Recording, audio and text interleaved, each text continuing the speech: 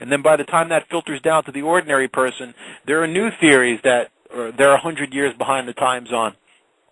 So we could have saved ourselves so much time and so much effort just by looking at the ancient wisdom systems and understanding that the material creation is coming from sound and sound vibration. I'd like to give one more example in this line.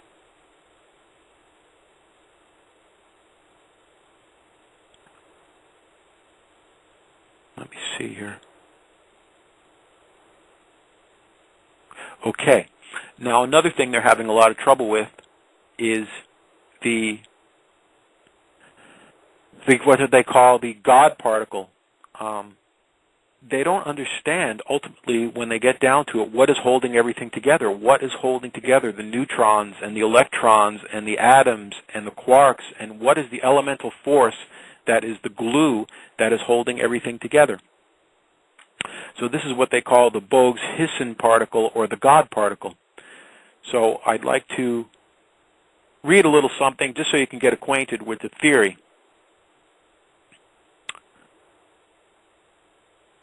This is talking about how they're using the Large Hadron Collider to smash particles together to try to understand what is at the essence of all the different particles. What is the elemental force that is holding them together? The new results took only days of colliding lead ions in the massive machine at ultra-high energies and produced temperatures 500,000 times higher than in the sun's core. The resultant mini Big Bangs were even more intense than those caused by using hydrogen protons during the collider's first 7 months of operation.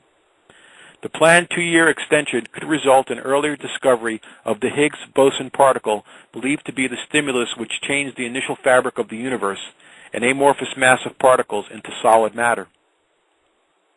According to CERN Director General Rolf Heuer, scientists working on the project want to maintain the momentum of the new discoveries, as everything previously understood has now been confirmed and new territories are waiting to be explored. The known unknowns are coming into view, and the as yet unimaginable lies beyond. So, they're saying that their theories of what they believe, that they're getting some information about what this particle could be that was there at the beginning of the Big Bang that helped everything to coalesce into atomic structures, etc. But they still don't know what it is. And they even use terms like known unknowns. So, this is obviously they're in some kind of delusional state to a certain degree, that they're using words that mean the opposite, saying that they're progressing. So this is something that they don't know about. Now, the Vedas said about the central sun, they're coming to realize that. The Vedas said about that everything's coming from sound vibration. They're coming to realize that, which I want to mention that one aspect of the string theory is that there are multiple dimensions to our reality. Maybe there's 11, maybe there's 20. They're still haggling over that, but there are many, many more dimensions than just the 3, or counting time, 4 dimensions that we live in, that can be residing right next to us, but we can't experience the reality going on there, and that there can even be entire universes going on that we can't see. So this also brings into realistic formation some of the theories of central mountains within the ancient wisdom systems, that they could be on a supersensual plane where we have no access to, and this is also current with modern-day physics, that there are dimensions that we cannot see with our current, no matter what kind of sensing device we create, whether it's our bodily senses or whether it's machine senses or whether it's high-tech senses, that we will never be able to peer into, basically.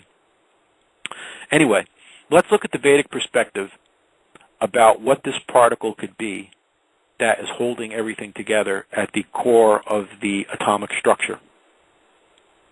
This is from the Srimad Bhagavatam, Canto 5, Chapter 5, Text 26. Lord Rishabhadeva's teachings to his sons.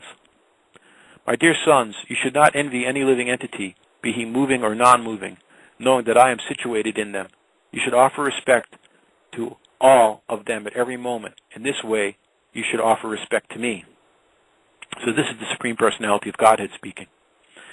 Purport. In this verse, the word vivikta drigbi means without envy is used. All living entities are the abode of the Supreme Personality of Godhead in his Paramatma feature. As confirmed in the Brahma Samhita, Andantara-stha paramanu Chaitantara-stha. The Lord is situated in this universe as Garbhodakasayi Visnu and Kshirodakasayi Visnu. He is also situated within every atom. According to the Vedic statement, Ishasvasham idam sarvam, the Supreme Lord is situated everywhere, and wherever He is situated is His temple. We even offer respects to a temple from a distant place, and all living entities should similarly be offered respect. This is different from the theory of pantheism, which holds that everything is God. Everything has a relationship with God because God is situated everywhere. We should not make any particular distinction between the poor and the rich like the foolish worshippers of Daridra Narayan. Narayan is present in the rich as well as the poor. One should not simply think Narayan is situated among the poor. He is everywhere. An advanced devotee will offer respects to everyone, even to cats and dogs. So here the point is that the Vedic perspective is that we may believe that there is, even though it's becoming less and less popular with the progression of Kali Yuga, that there is one soul within the body, but the Vedic perspective is that there are two souls in every body which reside in the heart. One is the soul of the individual living entity, and one is the soul of the Supreme Personality of Godhead, who has expanded into the heart of every living entity as the witness. And it also states here that He is also situated within every atom. So the God particle is God. The God particle is what's holding everything together, is the Supreme Personality of Godhead, an expansion of Him. He resides within everything, even within the heart of the atom, which, this knowledge is 5,000 years ago, and they're talking about atoms. So we have to understand that even though this is an ancient wisdom system, and at times it can seem to be in direct contrast with the current systems of cosmology and physics, that over time they tend to be converging in the same direction. It just takes modern physics and modern cosmology such a long time because they hold on to theories like a dogma and they refuse to change, but the change takes a very long time. So we've got the idea of the central sun distributing its light to the other suns within the universe as kind of a reflection. They're reflecting the light of the central sun through an electromagnetic discharge. We have the theory that everything is coming from sound vibration, which modern physics is converging on that. And now they're looking for the God particle. So here I openly and clearly state that we have discovered the God particle and what the God particle is. That God particle is God in His Paramatma feature as an expansion, and that this expansion has gone into every living entity as the witness within the heart. So there are two souls within every body, and it has also gone within every atom of the material creation, which also confirms the theories of alternative universes and alternative dimensions, because if everything is situated within the Supreme Personality of Godhead, and He is situated within the heart of the atom, that means when we get to the heart of the atom, we can go into a whole new reality of different universes and new cosmological situations that are infinite. So it's a universe of infinite dimension and infinite structure where the Supreme Personality of Godhead is intimately connected with all of His creation. And in that way, when we have the eyes to finally see it, that we will be able to see and understand and recognize our power is immense. Because all the possibilities will open up to us as to the nature of reality and the extra-dimensional activities that we can see, including the spiritual realm, which, as I mentioned before when we first opened the show, which is beyond this material realm. You see, the material realm is called dark because it has to be lit by the sun and the moon and so many other electric light and fire.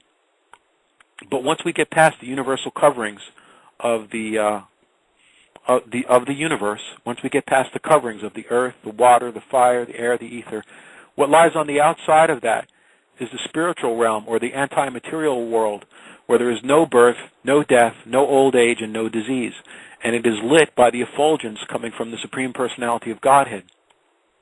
That effulgence ultimately is also what is the light of the sun, that through a spiritual electromagnetic connection, the light of the central sun, which is distributed to the other suns, is actually the effulgence coming from the spiritual kingdom.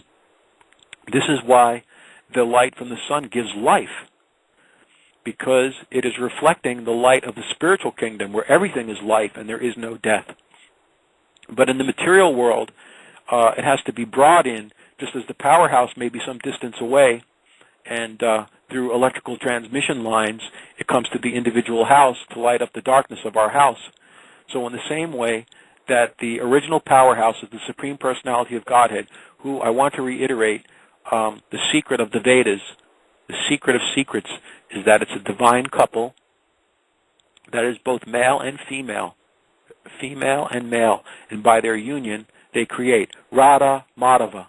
So even the female aspect is mentioned first. So this is the secret of the Vedas, is that the union of this divine couple is what causes the creation, and we are part and parcel. It is not so much that we are created even at any particular point. We are also infinitely old, infinitely wise. It's just that we've been covered by ignorance due to our association with the material elements.